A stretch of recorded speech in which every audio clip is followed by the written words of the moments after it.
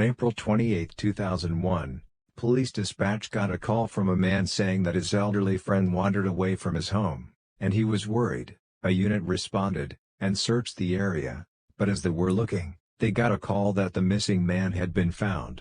Kansas City police were just about to head back to quarters, when they saw a terrifying, and gut-wrenching sight. They walked up on the headless, nude, body of a toddler. Later, on May 1, 2001, the small child's head would be found not too far from her body, wrapped in a trash bag. Laying next to her was an ashtray, which was determined to be one of the murder weapons. There were obvious and visible wounds all over her body and face. It was noted she'd most likely been decapitated to conceal her identity, and because identification was nearly impossible, she was called Precious Doe. An autopsy revealed that her cause of death was most likely the beating she'd sustained the injuries from, and investigators noted the location where the body was found wasn't where the young girl was murdered. Without the ability to identify this innocent life, leads quickly ran out. Precious Doe's case went cold, with no one stepping up to claim her. The public embraced her. Volunteers around the community rallied her case on the radio, in the newspaper, and on flyers. In doing this, they raised enough money for her funeral service. In December 2001, Precious Doe was laid to rest, surrounded by hundreds of caring people. A volunteer memorial was also put up for her where her body was found. Every effort was made to identify her. Nationwide, police released multiple sketches, computerized facial reconstructions and 2 clay busts of the sweet girl's face. Over the years, her case was featured on America's Most Wanted and Cold Case Files multiple times. Digital renderings of her photo aged up to show how she may look over the years were also given to the public. Her body was exhumed in 2002, so a second autopsy could be done, and then again in 2003. Precious Doe was exhumed so her skull could be studied to create a new and more updated version of what she may have looked like. Police received over 1,000 tips over the years, but all of them led to dead ends.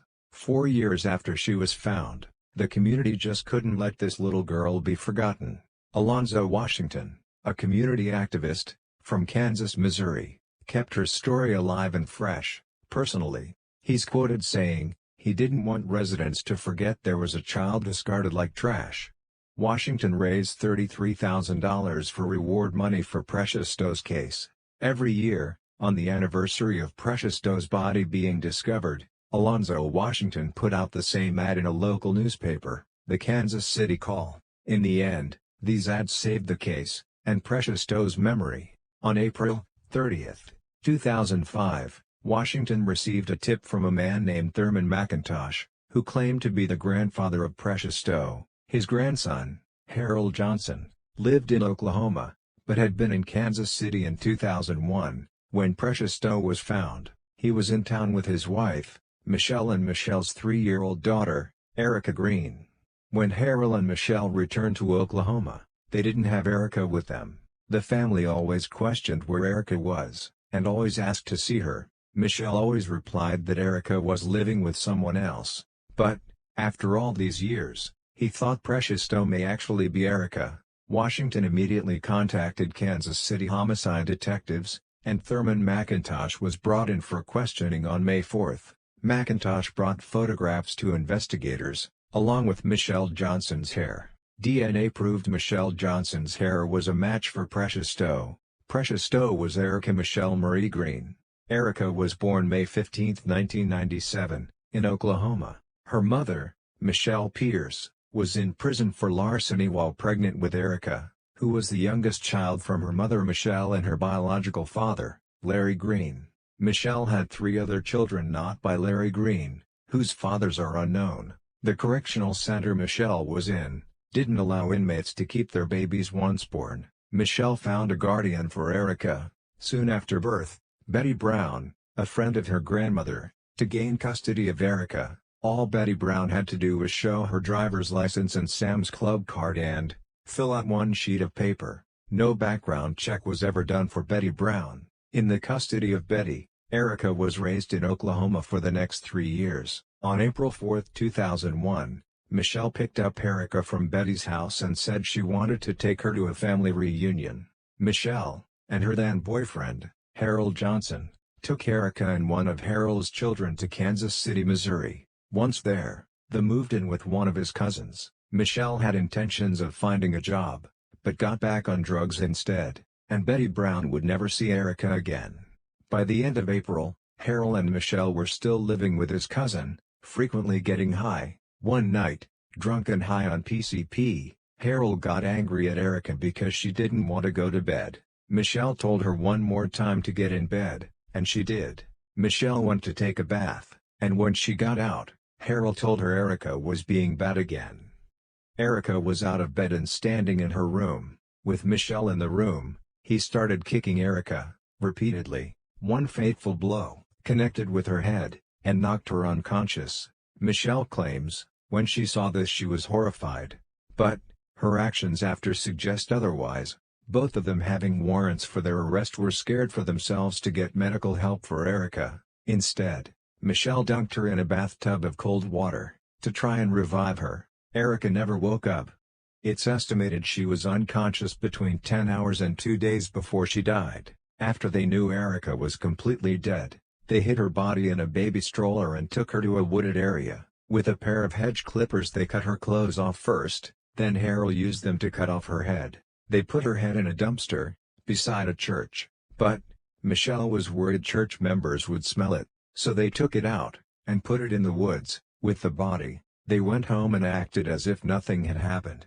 The next day Harold's cousin was the first to ask where Erica was. Michelle told him the same story she would tell family members for years, that Betty Brown had come back and taken Erica back in her custody to Oklahoma. She even convinced Erica's own biological father, Larry Green. Erica was with Betty Brown for over 4 years. This is the reason she was never reported missing.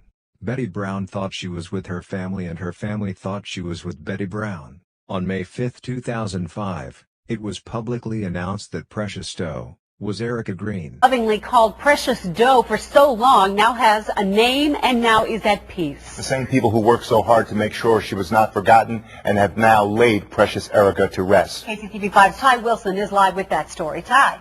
Precious Doe's real name is Erica Green. Prosecutors say in her young life she was abused and murdered. Today she was buried for a second and final time. But when she left, she said, I'll be back. From now on, those kisses will have to come down from heaven. The little girl we know as Precious Doe, Erica Green, was put to rest one last time at the Memorial Park Cemetery in Kansas City. Betty Brown helped raise little Erica. To be able to just touch what she's in. You don't know what it's like, but just to touch the casket, knowing my baby's in there. A handful of people attended the burial on this sun-drenched day. On Erica's headstone, a cupid. We were looking for an angel, but when we saw this one with he's releasing the butterfly, we just kind of knew that that was it, that she was free. Those who love her say they will never forget her. Prosecutors say Erica was beaten, then murdered by her parents. The Precious Doe Committee is trying to get a law passed in her honor. Anyone aware of child abuse, seen something, witnessed anything, they would be just as guilty and prosecuted as the next person. Erica's mom and stepfather are behind bars, facing murder charges in her death. Reporting live, I'm Ty Wilson, KCTV. Along with her identity, the public learned both the Johnsons had been charged with second-degree felony murder. While waiting on their trials, Harold wrote to Michelle trying to convince her to change her story, and both of them pinned the murder on someone else.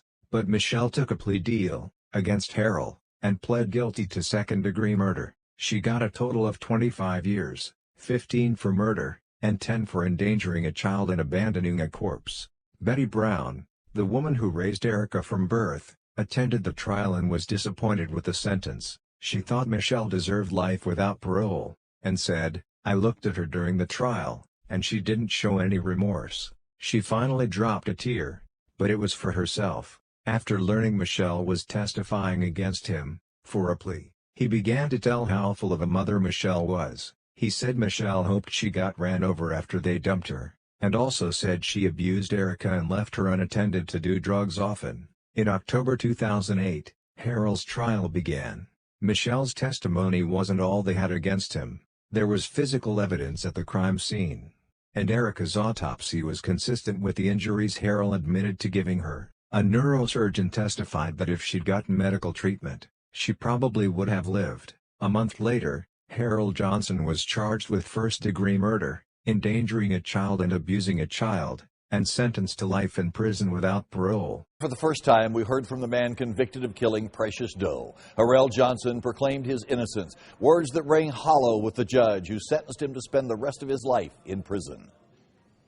It's been 7 years, 7 months, and 25 days. And I think justice was served today. Marcy Williams was one of those who mourned for the little girl Kansas City knew for years only as Precious Doe, her decapitated body found in some woods near 59th and Kensington in 2001. It took 4 years to learn her true identity, Erica Green. Her mother and her stepfather were convicted of her murder. Today, at his sentencing, Harold Johnson claimed he did not receive a fair trial and denied killing Erica. You people don't know me. You just know what these people then cooked up and what I was forced to say. That's all you know. But never once have I harmed a hair on her head or did anything to hurt her. The judge responded by calling Johnson a textbook sociopath who would not take responsibility for his actions. You committed acts that were ghoulish, vile, and by any measure revolting. Those thoughts were echoed by Police Sergeant Dave Bernard, who led the search to find the little girl's identity and then find her killer. I've dealt with these kind of people my whole career. You know, they're people with holes in their souls. They don't care anything about but themselves. He wants to say he didn't have in his rights and how his rights were denied, but he denied the rights of a 3-year-old child. We don't have to worry about what's going to happen to him because at this point, he's going to have to answer to the man upstairs. That's going to be his judge. Harold Johnson's sentence is life in prison without the possibility of parole. On May 15, 2017, a community of people gathered at Erica's new grave. They celebrated what would have been her 20th birthday, keeping her memory alive and loved. But a familiar face was also in attendance. Betty Brown, now 72, came to mourn Erica. Betty Brown broke down many times during the service and said, "It was hard when I didn't know where she was. I was always hoping one day I'd see her again. I wasn't thinking about seeing her in heaven." She continued, "I wish I could get up in the morning and they'd say they made a mistake. I would feel sorry for the parents, but I'd be glad it wasn't Erica. I love that baby. I couldn't have loved her any better if I birthed her into the world." Betty has been a foster mother to over 500 children, even into her late 70s. Precious Doe is a story that should never be forgotten. Because she was just that, precious. Kansas City made national headlines 16 years ago when a toddler's body was found decapitated in Hibbs Park in Kansas City. At that time, a special group formed to always remember Precious Doe. KCTV 5's Carolyn Long explains why today is so important to them. Today would have been and should have been Erica Green's 20th birthday. Instead, the 3-year-old was decapitated by her stepfather, Harold Johnson, and her mother, Michelle, helped to hide the crime. And not only did you let him murder your child, you let him disfigure your child, cut her head off, you took and you married him and had another child with him. For 4 years, no one came forward to identify this little girl. So Kansas Cityans took it upon themselves to claim her, naming her Precious Doe, especially this small group who call themselves the Precious Doe Committee. We just said she's going to be our baby. This committee has made it their mission to empower the community, begging everyone to pay more attention to all of the kids around them. The people need to come off their decks, off their patios, come to your front porch, see what's going on in your neighborhood. We need you to know it's tools out here. It's things so these babies don't get caught up in this crossfire. Precious Doe Committee is throwing a birthday party of sorts for Erica Green at Hibbs Park at 59th and Kensington, complete with cake and ice cream and food trucks. And law enforcement who were intimately involved in that case years ago will also be in attendance to help pass out crime prevention tools. So tragic stories like this don't happen again.